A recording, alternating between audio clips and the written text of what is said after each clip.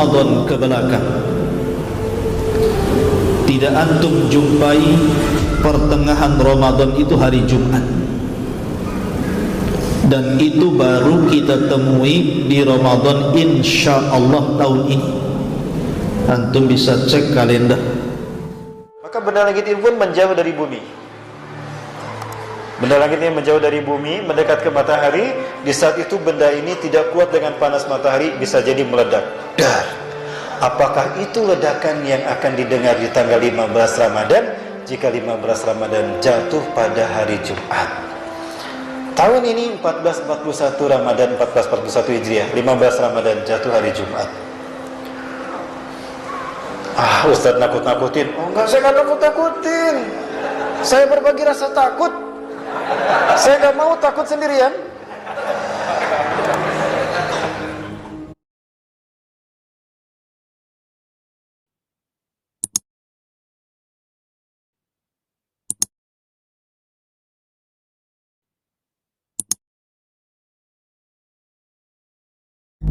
Dari Abdullah Ibnu Mas'ud, perhatikan hadis ini, ngeri kalau kita baca. Apabila terdapat suara yang sangat dahsyat di bulan Ramadan, maka akan terjadi huru hara di bulan Syawal. Akan banyak golongan manusia yang saling memisahkan diri di bulan Dzulqa'dah. Akan terjadi pertumpahan darah di bulan Dzulhijjah dan juga bulan Muharram. Kemudian Rasul ditanya, apa yang harus dilakukan di bulan Muharram? Orang ini bertanya 3 kali. Maka Nabi SAW bersabda, sangat disayangkan sekali saat itu manusia akan saling membunuh dan sangat kacau keadaannya. Maka kami bertanya lagi, apa suara yang dahsyat itu wahai Rasulullah yang akan terjadi di pertengahan Ramadan itu? Maka Rasul mengatakan, suara itu terjadi di pertengahan bulan Ramadan, bertepatan dengan malam Jumat, dan suara dahsyat ini akan membangunkan orang-orang yang sedang tidur, menjatuhkan orang-orang yang sedang berdiri, menjadikan para wanita-wanita terhempas dari kamar-kamar mereka. Pada saat itu akan banyak terjadi gempa. Pada saat itu cuaca yang sangat dingin akan menerpa. Hal itu apabila pertengahan bulan Ramadan di tahun itu bertepatan dengan malam Jumat. Apabila kalian melaksanakan sholat subuh di hari Jumat pada pertengahan bulan Ramadan, maka masuklah kalian ke dalam rumah-rumah kalian, kuncilah pintu-pintu rumah kalian, tutuplah jendela-jendela rumah kalian, dan selimutilah diri-diri kalian, serta tutuplah telinga-telinga kalian. Apabila kalian merasa ada suara dahsyat, maka bersungkurlah sujud kepada Allah Subhanahu wa ta'ala seraya berzikir, Maha suci Allah, Maha suci Allah, Maha suci Allah, Maha suci Allah, wahai Rabb kami, Maha suci Allah. Ma'asyiral muslimin yang dimuliakan Allah Azza wa Jalla, hadis ini dijadikan sandaran oleh sebagian doa tentang akan terjadi huru hara di tahun 2020. Dari sekarang Ramadan tinggal berapa bulan? 4 bulan. 4 bulan lagi. Betul. 4 atau 5? 4 bulan lagi. Masya Allah. 4 bulan lagi dari sekarang akan terjadi huru hara dahsyat menurut hadis ini. Masalahnya ikhwatu fiddin muliakan Allah Azza wa Jalla, hadis ini apakah derajatnya sahih ataukah derajatnya dhaif? Kalau seandainya hadis ini sahih, maka tentu kondisinya akan mengerikan. karena akan terjadi di pertengahan bulan Ramadan itu suara yang sangat dan maha dahsyat. Ada sebuah hadis yang dhaif. Hadis ini dhaif. Tidak boleh jadikan akidah kita, tapi hanya sekedar untuk didengar sah-sah saja. Apa kata Rasul? Bahwa Al-Mahdi dibaiat nanti di bulan Muharram. Diawali dengan terjadi hantaman meteor muka bumi pada bulan Ramadan, di pertengahan Ramadan pada hari Jumat. Kalian larilah ke dalam rumah-rumah kalian, tutuplah pintu dan jendela kalian rapat-rapat, masuklah ke dalam kamar, sujudlah kalian, baca Subhanallah Qudus, Subhanallah Qudus. Siapa yang membaca itu, dia akan Allah selamatkan. Yang tidak melakukan itu, dia akan binasa, celaka. Maka qadarullah bertepatan 1441 besok ini, pas hari Jumatnya tanggal 15 Ramadan, hari Jumatnya 1441 besok. Apakah ini Allah a'lam? Tapi hadis ini dhaif.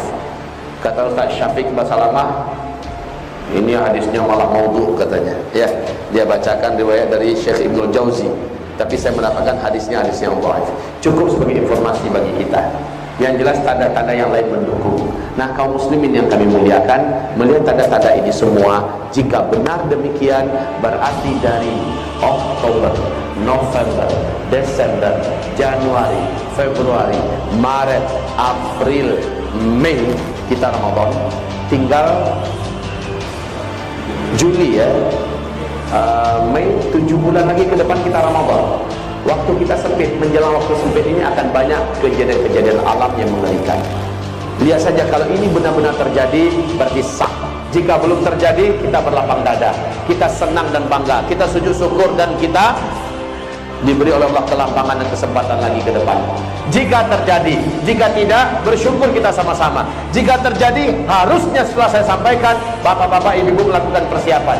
Sebab apa? Sebab akan banyak bencana-bencana alam yang mengerikan yang akan terjadi.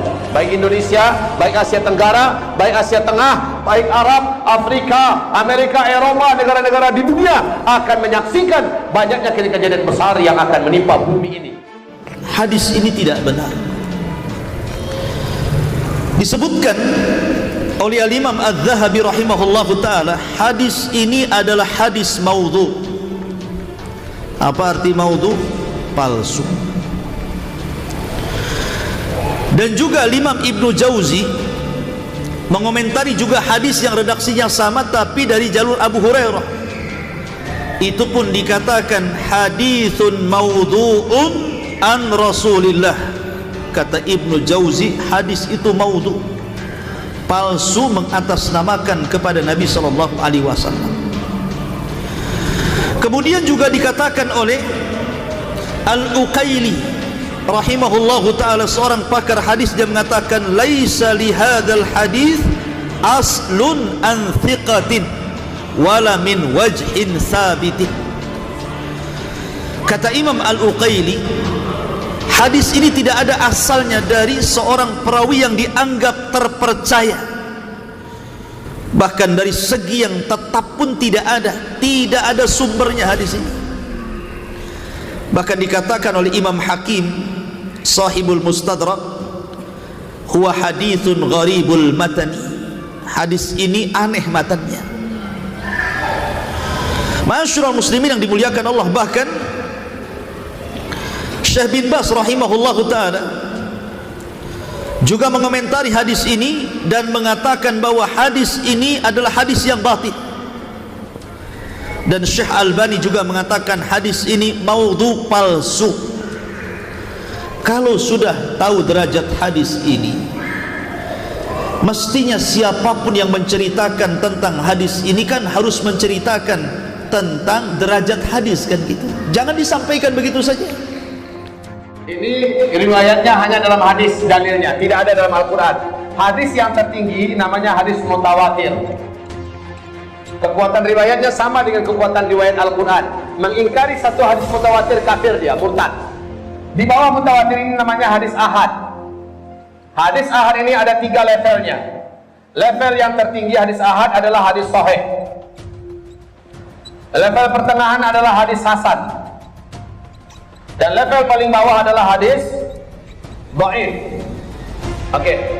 Ketiga level hadis ahad ini masih diakui oleh para ulama hadis sebagai qaul Rasulullah, perkataan Rasulullah SAW. Hanya saja dari start ke finish berapa lama ini menjadi perbincangan para ulama ahli hadis. Ternyata terdapat hanya riwayatnya dari hadis ahad, bukan hadis sahih, tapi hasan li ghairi dan dhaif. Ada yang bertanya, Ustaz, kalau hadis dhaif untuk apa Ustaz disebut di kita? Ini yang perlu saya cuci kembali, saya brainwash kita semua. Jangan buruk sangka dengan hadis dhaif. Sebab apa? Hadis dhaif bukankah masih diakui oleh para ulama hadis sebagai perkataan Rasulullah sallallahu alaihi wasallam? Ada 8 adab berinteraksi dengan hadis dhaif. Yang pertama, hadis dhaif kalau disampaikan kepada orang wajib menyampaikan status hadis itu kepada orang yang mendengar agar orang tidak menyangka ini hadisnya sahih. Yang kedua, hadis dhaif tidak boleh dijadikan sebagai dasar akidah, dibina di atasnya keyakinan. Yang ketiga, hadis dhaif tidak bisa dijadikan dalil dan hujjah dalam urusan pokok agama. Dalam urusan usuluddin tidak boleh dalilnya dari hadis dhaif. Yang keempat, hadis dhaif kalau bertentangan dengan lebih tinggi di atasnya, langsung hadis dhaif tidak dianggap. Yang kelima, hadis dhaif dalam masalah fadilah amal atau fadail amal dapat diterima, bisa diamalkan dan bisa dijadikan dalil dan hujjah. Makanya ini pasti ada kitab fadilah amal tak? Ada ya. Di kitab fadilah amal ini yang dipegang oleh saudara dan sahabat seiman kita dari jamaah tabligh, di dalamnya ada hadis sahih, ada hadis hasan, ada hadis dhaif. Sepakat para ulama ahli hadis dhaif dapat dipakai dalam urusan fadilah amal. Oke. Yang keenam, A dan B. 6A. 6A, hadis dhaif masih perkataan Rasulullah. Menurut Al-Quran surat Al-Hujurat ayat 1 ayat 2, perkataan Rasulullah wajib lebih ditinggikan daripada perkataan manusia mana saja. Ketika Habib berkata, Kiai berkata, Ustadz berkata, ulama berkata, MUI berkata, Da'i berkata, guru berkata, tiba-tiba muncul qala Rasulullah berkata, hadisnya dhaif. Sepakat para ulama hadis mengatakan qala Rasulullah lebih tinggi daripada perkataan manusia mana saja. Itu 6A. 6B, karena ini masih perkataan Rasulullah, tolong dimuliakan. Kalau ada yang mengatakan bukankah hadis dhaif juga bisa diamalkan? Boleh diamalkan, tapi dalam masalah fadilah amal, dalam masalah keutamaan amal, bukan dalam masalah perkara gaib. Ini kan perkara gaib. Itu pun ada syarat-syarat yang ditentukan, seperti hadis dhaifnya itu tidak terlalu dhaif, sehingga dengan berkumpulnya banyak-banyak riwayat-riwayat yang semakna sehingga terangkat menjadi hasan di ghairihi, kemudian dinaungi hadis yang sahih dan kita tidak meyakini mengamalkan hadis itu. Ada syarat-syaratnya. Ini bukan fadilah amal, ini sudah masuk bab gaib ini. Ini masuk masalah akidah manusia. Jangan menakut-nakuti dengan hadis ini, karena ini bukan hadis dari Nabi SAW. Yang saya khawatirkan adalah sabda Nabi SAW, barang siapa, kata Rasulullah, barang siapa yang menasabkan hadis kepada Nabi SAW dengan sengaja, apa kata Rasul? Maka dipersilahkan tempat duduknya di neraka.